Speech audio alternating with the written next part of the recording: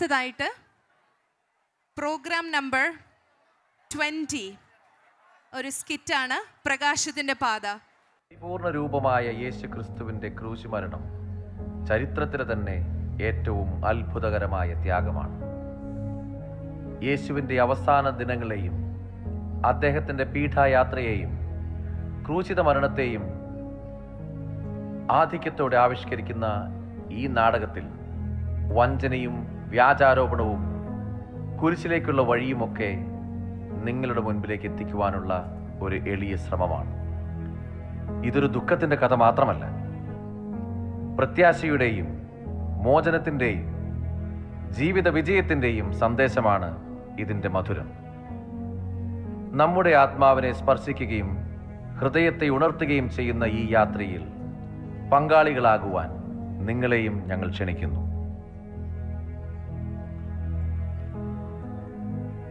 ഈ നാടകത്തിലെ എളിയ കലാകാരന്മാരുടെ ചെറിയ തെറ്റുകുറ്റങ്ങളെ നിങ്ങൾ സദയം ക്ഷമിച്ച് അവരെ പ്രോത്സാഹിപ്പിക്കുമല്ലോ.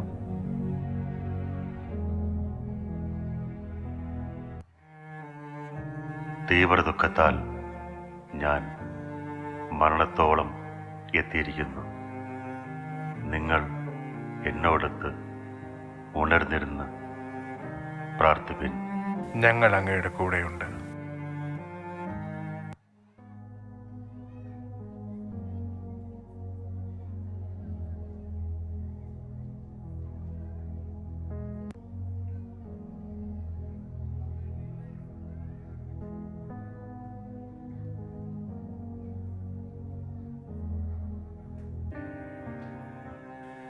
എന്നോട് കൂടെ 1 മണിക്കൂറെങ്കിലും ഉണർന്നിരിക്കാൻ നിങ്ങൾക്ക് കഴിയുന്നില്ലേ?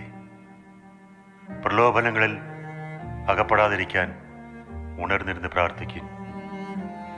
ആത്മാവ് സന്നദ്ധമെങ്കിലും ശരീരം ബലഹീനമാണ്. ഞങ്ങൾ സന്നദ്ധരാണ് അങ്ങയോടൊപ്പം ഉണർന്നിരുന്ന് പ്രാർത്ഥിക്കാൻ.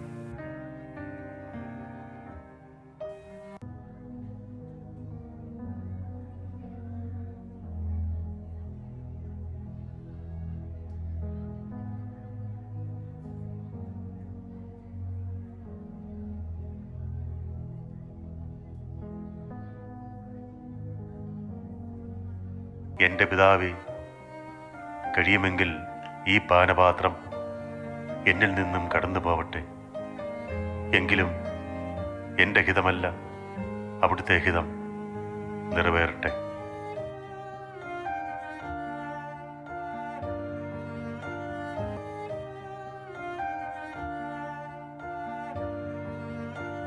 നിങ്ങൾ ഇപ്പോഴും ഉറങ്ങി വിശ്രമിക്കുന്നുവോ?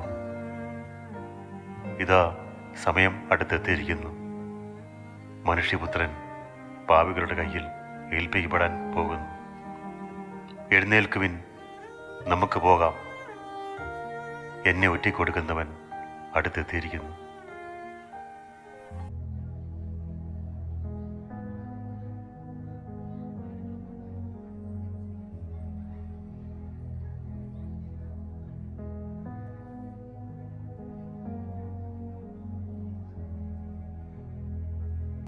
ഗുരു, അങ്ങേക്ക് വന്ദനം. അങ്ങയെ ഞാൻ എവിടെയെല്ലാം അന്വേഷിച്ചു നടന്നു. സ്നേഹിത, നീ എന്തിനാണ് വന്നത്? വിടരുത്, പിടിക്കാതെ, വേഗം വേഗമാകട്ടെ, പിടിക്കവനെ, വിടരുതവനെ.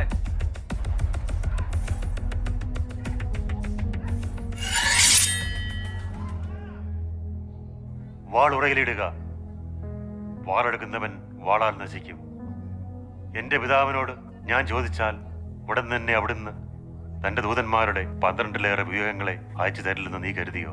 അങ്ങനെയെങ്കിൽ ഇപ്രകാരം സംഭവിക്കണമെന്ന വിശുദ്ധ ലിഖിതം എങ്ങനെ നിറവേറും? കവർച്ചക്കാരനെ പോലെ എന്നെ ബന്ധിക്കുവാൻ വാളുകളും വടികളുമായി നിങ്ങൾ എന്തിനു വന്നു? ഞാൻ എല്ലാ ദിവസവും നിങ്ങളെ ദേവാലയത്തിൽ പഠിപ്പിച്ചിരുന്നല്ലേ? എന്തുകൊണ്ട് അപ്പോൾ നിങ്ങൾ എന്നെ ബന്ധിച്ചില്ല? നടക്ക്, നീ ഒരിക്കലും കുറ്റം സമ്മതിക്കുകയില്ല. അതുകൊണ്ട് നിന്നെ കയ്യാപ്പാസിന്റെ അടുത്തേക്ക് കൊണ്ടുപോവുകയാണ്. നടക്കാൻ.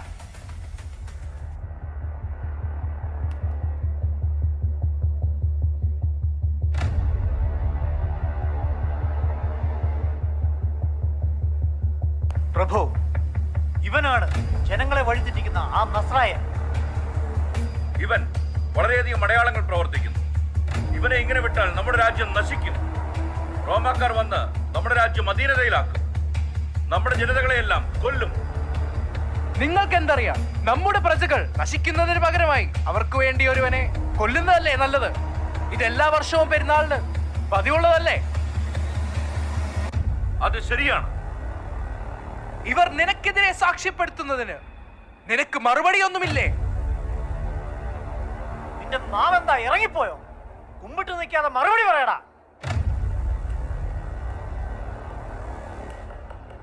നീയും അയാളുടെ കൂടെയുള്ള ആളല്ലേ? നീ എന്താണ് പറയുന്നത്? എനിക്ക് അയാളെ അറിയുകയില്ല. ഇവൻ ജനങ്ങളെ കബളിപ്പിക്കുകയാണ്.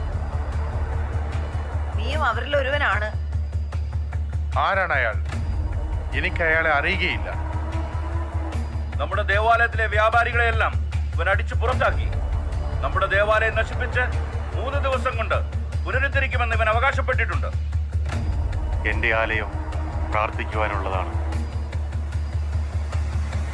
നീയാണോ അത്യുന്നതന്റെ പുത്രനായ ക്രിസ്തു? മനുഷ്യപുത്രൻ ശക്തിയോടെ വലതുഭാഗത്ത് ഉപവിഷ്ടനാവുന്നതും വാനമേഘങ്ങളിൽ വരുന്നതും നിങ്ങൾ കാണും. ധിക്കാരി! നീ ദൈവദൂഷണം പറയുന്നു. ഇനി നമുക്ക് സാക്ഷികളെ കൊണ്ട് എന്താവശ്യം? നിങ്ങൾക്ക് എന്ത് തോന്നുന്നു? ഇവൻ മരണത്തിന് അർഹനാണ്. അത് ശരിയാണ്.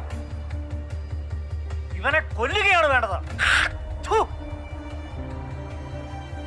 സത്യമായും ഞാൻ ഇവനെ അവന്റെ കൂട്ടത്തിൽ കണ്ടതാണ്. നീ എന്താണ് പറയുന്നത്? എനിക്ക് അയാളെ അറിയുകയില്ല. ആരാണ് അയാൾ? എനിക്ക് അയാളെ അറിയുകയില്ല.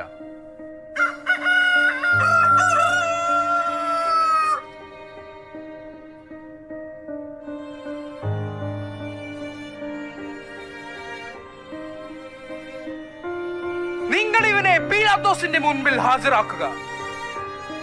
അവൻ ഇവന് വേണ്ടിയിട്ടുള്ള ശിക്ഷ നടപ്പാക്കട്ടെ. മതി നിന്റെ നാടകം. നടക്ക് പീലാത്തോസിന്റെ കൊട്ടാരത്തിലേക്ക്. എന്റെ ഗുരുവിനെ ഞാൻ തള്ളി പറഞ്ഞു. എന്റെ ഗുരുവേ, എന്നോട് ക്ഷമിക്കണമേ. ഗുരുവേ, എന്നോട് ക്ഷമിക്കണമേ. യേശുവിനെ വധിക്കുക എന്നതായിരുന്നു യഹൂദ പുരോഹിതരുടെയും ജനപ്രമാണികളുടെയും ആഗ്രഹം. എന്നാൽ വധശിക്ഷ നടപ്പിലാക്കുവാനുള്ള അധികാരം അവർക്കില്ലായിരുന്നു. അക്കാലത്ത് യൂദയ റോമാ സാമ്രാജ്യത്തിന്റെ ഒരു പ്രവിശ്യയായിരുന്നു. പന്തിയോസ് പീലാത്തോസ് ആയിരുന്നു അവിടുത്തെ ഗവർണർ. വധശിക്ഷ നടപ്പിലാക്കുവാനുള്ള അധികാരമുള്ള ഭരണാധികാരി ആയതിനാൽ യേശുവിനെ യൂതന്മാർ പീലാത്തോസിന്റെ വസതിയിലെത്തിച്ചു.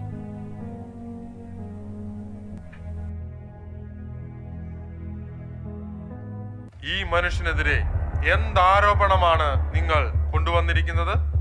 ഇവൻ തിന്മ പ്രവർത്തിച്ചിട്ടില്ലെങ്കിൽ ഞങ്ങൾ ഇവനെ നിനക്ക് ഏൽപ്പിച്ചു തരികയില്ലായിരുന്നു. നിങ്ങൾ തന്നെ അവനെ കൊണ്ടുപോയി നിങ്ങളുടെ നിയമമനുസരിച്ച് വിധിച്ചുകൊള്ളുവിൻ. ആരെയും വിധിക്കുന്നതിന് ദൈവം ഞങ്ങളെ അനുവദിക്കുന്നില്ല. അപ്പോൾ നീ യഹൂദരുടെ രാജാവാണല്ലേ? നീ ഇത് സ്വയമേ പറയുന്നതോ അതോ മറ്റുള്ളവർ എന്നെപ്പറ്റി നിന്നോട് പറഞ്ഞതോ? ഞാൻ യഹൂദനല്ലല്ലോ. നിന്റെ ജനങ്ങളും പുരോഹിത പ്രമുഖന്മാരുമാണ് നിന്നെ എനിക്ക് ഏൽപ്പിച്ചു തന്നത്. നീ എന്തു കുറ്റമാണ് ചെയ്തത്? എന്റെ രാജ്യം ഐഹികമല്ല. ആയിരുന്നുവെങ്കിൽ എന്നെ യഹൂദർക്ക് ഏൽപ്പിക്കപ്പെടാതിരിക്കാൻ എന്റെ സേവകർ പോരാടുമായിരുന്നു. അപ്പോൾ നീ രാജാവാണല്ലേ? ഞാൻ രാജാവാണെന്ന് നീ തന്നെ പറയുന്നു. ഇവനിൽ ഞാനൊരു കുറ്റവും കാണുന്നില്ല. എന്നാൽ പെസഹ ദിവസം ഞാൻ നിങ്ങൾക്കൊരുവനെ സ്വതന്ത്രനായി വിട്ടുതരുന്ന പതിവുണ്ടല്ലോ. അതിനാൽ യഹൂദരുടെ രാജാവിനെ ഞാൻ നിങ്ങൾക്ക് വിട്ടുതരട്ടെയോ? ഒരു കലാപത്തിനിടയിൽ കൊലപാതകം നടത്തിയ കുറ്റത്തിന് പ്രക്ഷോഭകാരികളുടെ കൂട്ടത്തിൽ കാരാഗൃഹത്തിൽ അടയ്ക്കപ്പെട്ടിരുന്ന ബറാബാസ് എന്ന ഒരു കുപ്രസിദ്ധനായ ഒരു കുറ്റവാളി ഉണ്ടായിരുന്നു. പീലാത്തോസ് യേശുവിനെ വിട്ടയക്കണമെന്ന ആഗ്രഹത്തോടെ വീണ്ടും ജനങ്ങളോട് സംസാരിച്ചു. പീലാത്തോസിന്റെ ഭാര്യയും തനിക്കുണ്ടായ ഒരു സ്വപ്നത്തെ ഉദ്ധരിച്ച് യേശുവിനെ വിട്ടയക്കാൻ പ്രേരിപ്പിച്ചു. എന്നാൽ അസൂയാലുക്കളായ പ്രമാണികളും നിയമജ്ഞരും പീലാത്തോസിനോട് ആവശ്യപ്പെട്ടത് ഇപ്രകാരമായിരുന്നു: ബറാബാസിനെ വിട്ടുതരിക. അവനെ ക്രൂശിക്കുക. ബറാബാസിനെ വിട്ടുതരിക. അവനെ ക്രൂശിക്കുക. ബറാബാസിനെ വിട്ടുതരിക. ഒരു കുറ്റവും ഞാൻ ഇവനിൽ കാണുന്നില്ല എന്ന് നിങ്ങൾ അറിയാം. ഇതാ ഇവനെ നിങ്ങളുടെ അടുത്തേക്ക് ഞാൻ കൊണ്ടുവരുന്നു. അവനെ ക്രൂശിക്കുക. അവനെ ക്രൂശിക്കുക. നിങ്ങൾ തന്നെ അവനെ കൊണ്ടുപോയി ക്രൂശിച്ചു കൊള്ളുവിൻ. ഞാൻ ഇവരിൽ ഒരു കുറ്റവും കാണുന്നില്ല.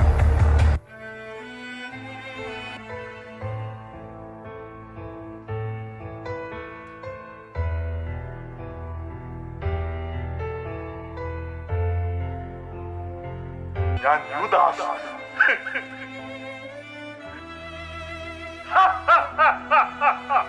ഇത് കണ്ടോ, 30 വെള്ളിക്കാശ്.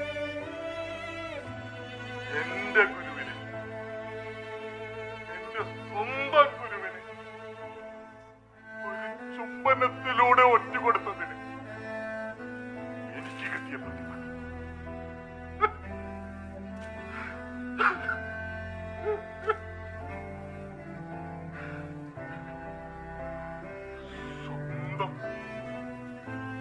സ്വന്തം സഹോദരങ്ങളെ പോലെ ഞങ്ങളെ കൊണ്ടു നടന്ന എന്റെ ഗുരുവിനെ ചതിച്ചത് എന്തിനായി?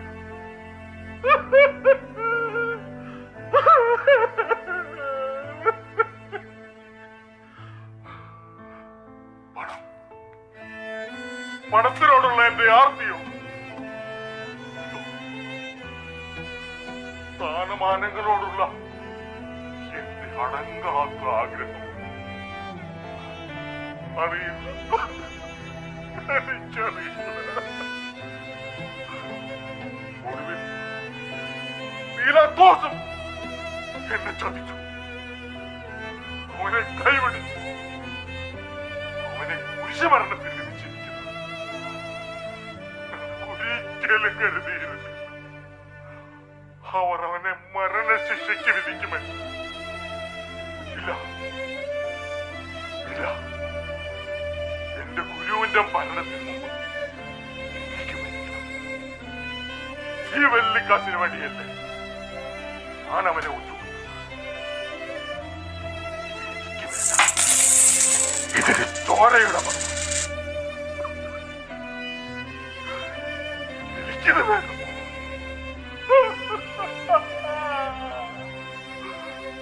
അവരെ അവർ മുഖത്തിൽ ഇതിന് പ്രായച്ചിത്തമായി ഞാൻ മരിക്കണം. എനിക്ക് മരിക്കണം. എനിക്ക് മരിക്കണം. എന്റെ ഗുരുവേ, എന്റെ പിതാവേ.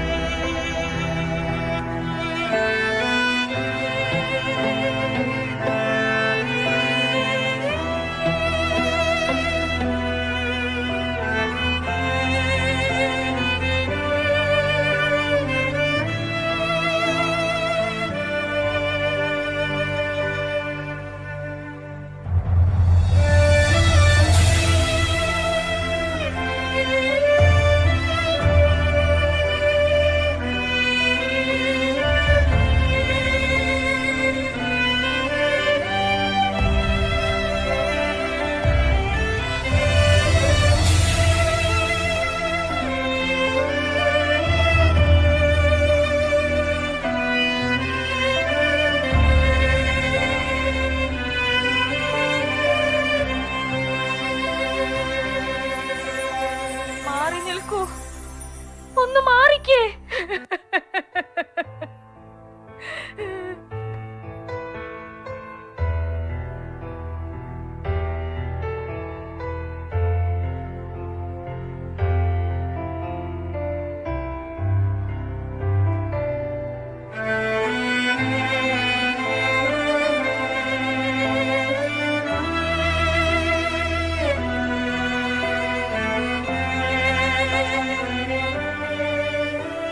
ജെറുസലേം പുത്രിമാരെ, എന്നെ പ്രതി നിങ്ങൾക്കറിയണ്ട. നിങ്ങളെയും നിങ്ങളുടെ കുട്ടികളെയും ഓർത്ത് കഴിയുവിൻ.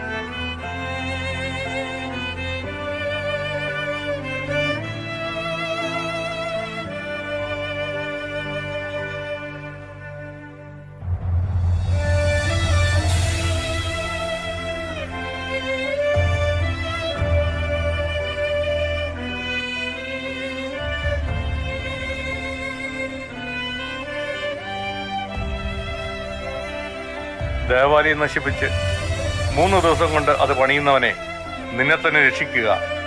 നീ ദൈവപുത്രനാണെങ്കിൽ കുരിശിൽ നിന്ന് ഇറങ്ങി വരിക, അതുപോലെ ഞങ്ങളെ രക്ഷിക്കുക.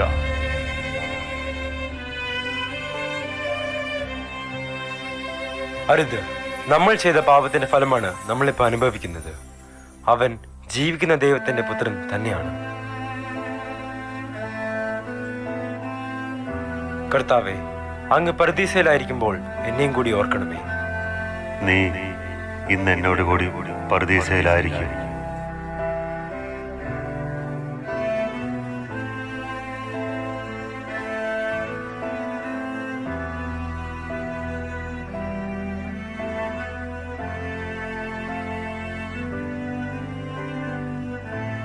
എനിക്ക് ദാഹിക്കുന്നു.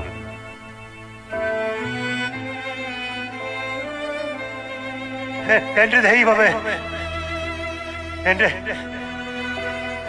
എന്റെ ആത്മാവിനെ അങ്ങയുടെ കരങ്ങളിൽ ഞാൻ ഏൽപ്പിക്കുന്നു.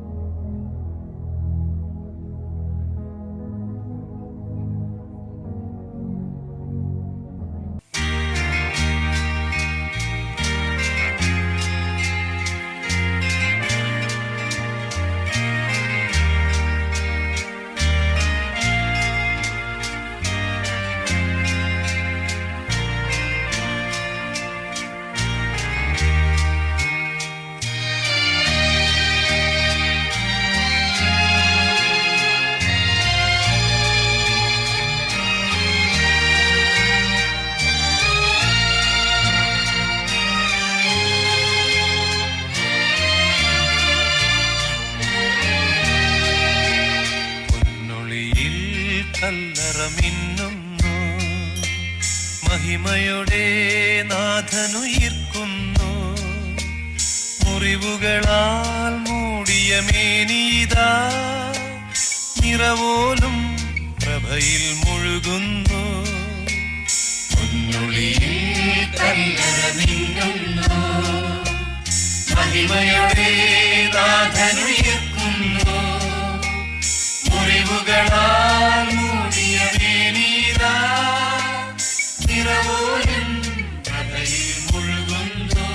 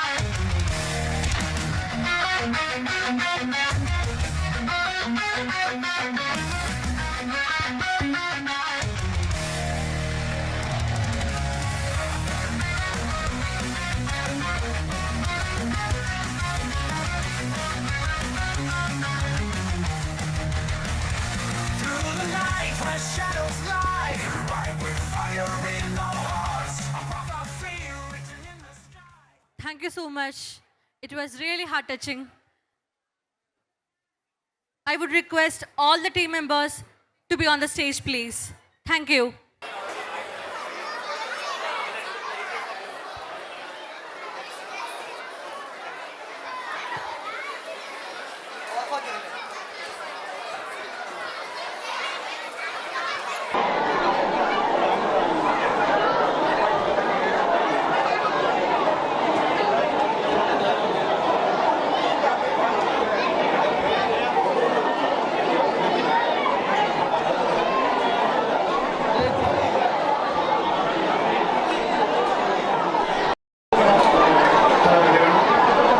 Thank you very much.